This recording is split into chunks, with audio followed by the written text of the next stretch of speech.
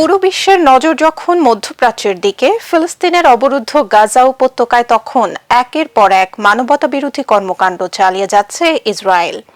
যুদ্ধবিরতি ভেঙে চালানো বিমান হামলায় গাজায় নিহত হয়েছে ৩ জন, আহত আরও অনেকে। আহতরা হাসপাতালে চিকিৎসাধীন। ফিলিস্তিনি সংবাদ সংস্থা ওয়াফা জানায়, মাঘাজি শরণার্থী শিবিরের প্রবেশ পথে একটি বেসামরিক গাড়িতে বিমান হামলা চালায় নেতানিয়াহু বাহিনী। এতে এক ফিলিস্তিনি নিহত এবং বেশ কয়েকজন আহত হন। আহতদের দেইর আল বালার আল আকসা মার্টার্স হাসপাতালে নেওয়া হয়েছে। এছাড়া পূর্ব গাজায় ইসরায়েলি বিমান হামলায় নিহত হয়েছেন আরও ২ জন।